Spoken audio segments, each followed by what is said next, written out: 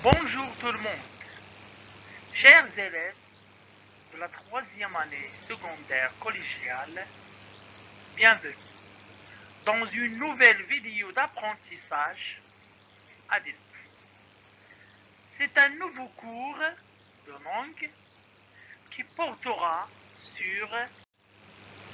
Avant de commencer cette leçon, on va faire ensemble un petit rappel. Qu'est-ce qu'une phrase? Une phrase est un ensemble de mots produits. De quoi se compose la phrase verbale en français? La phrase verbale? Très bien. À partir de ce rappel, chers élèves, notre leçon s'intitule l'énumération. C'est un nouveau cours qui vise à vous rendre capable d'utiliser l'énumération dans une phrase. Et pour cela, chers élèves, je vous invite à lire et relire le support qui se manifeste, qui se représente sur votre écran.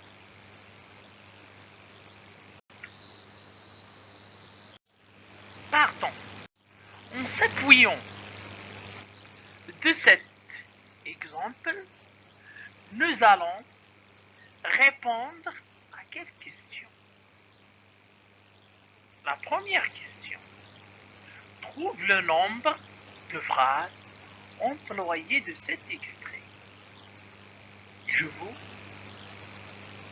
accorde un peu de temps pour réfléchir. Trouve le nombre de phrases employées dans cet extrait. Très bien. Le nombre de phrases employées dans cet extrait, une seule phrase.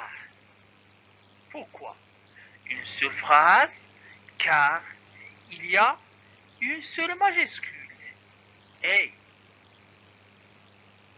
la lettre E. Un seul point. Deuxième question. Dans cet extrait, y a-t-il un verbe conjugué? Lequel?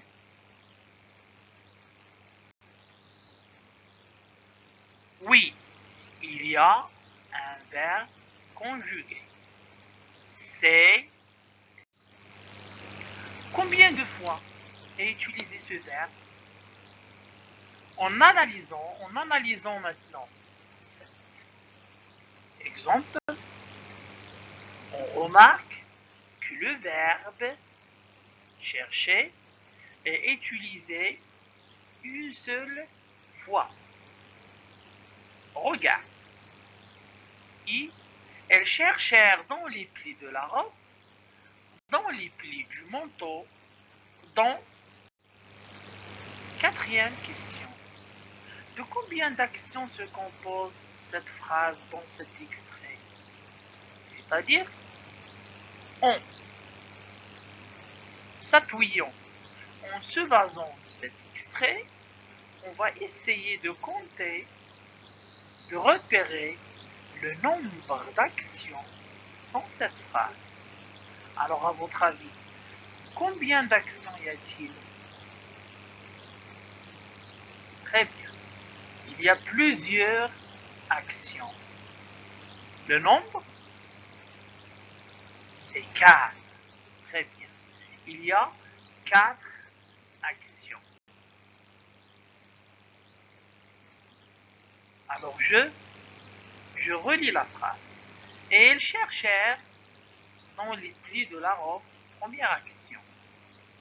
Et ils cherchèrent dans les plis du manteau, deuxième action. Ils cherchèrent dans les poches, troisième action. Ils cherchèrent partout, 4 actions. Au niveau maintenant de la construction, au niveau de la structure de cette phrase, comment sont-ils séparés les unes des autres? C'est-à-dire, les actions présentées dans cette phrase, comment sont-ils séparés?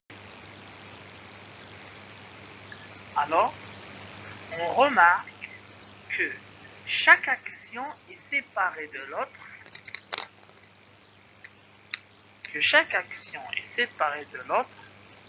par une virgule. Et à ce moment-là, on peut dire que ce sont des actions juxtaposées. Très bien. Alors, chaque action est séparée par une virgule. Je reprends. Ils cherchèrent dans les plis de la robe, virgule, dans les plis du manteau, virgule, dans les poches, virgule. Alors, comment appelle-t-on cette suite d'actions dans cette phrase? Comment vous pouvez appeler cette suite d'actions? Généralement, ce procédé est nommé l'énumération. Très bien. Alors, c'est une phrase énumérative. Alors, qu'est-ce qu'une phrase énumérative? L'énumération, d'abord, c'est un procédé rhétorique. Alors, et on remarque que les groupes de mots, dans notre exemple, à savoir dans les plis de la robe, dans les plis du manteau, dans les poches, partout, sont alignés, sont enchaînés. Ils présentent une suite d'actions. Et au niveau de leur classe grammaticale, ce sont des noms. Mais au niveau de leur fonction, on constate que ce groupe de noms joue la fonction grammaticale. Premièrement, l'énumération, comme un procédé, ne permet d'éviter la répétition.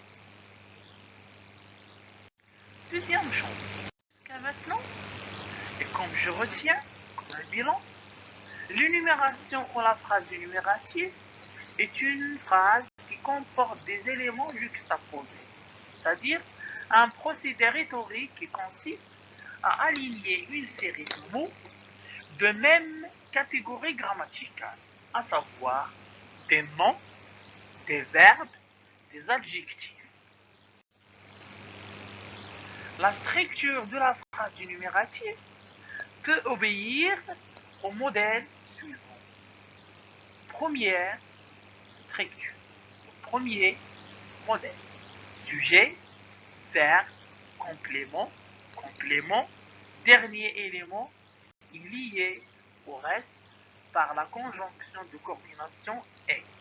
Exemple. Deuxième structure, sujet, verbe, verbe et verbe complet. Alors on a l'énumération des verbes. Exemple, M. Loisel s'interrogea, s'étonna et sortit à la rue. Troisième modèle, sujet.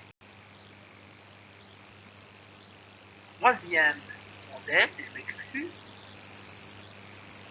sujet, verbe, adjectif, adjectif et adjectif.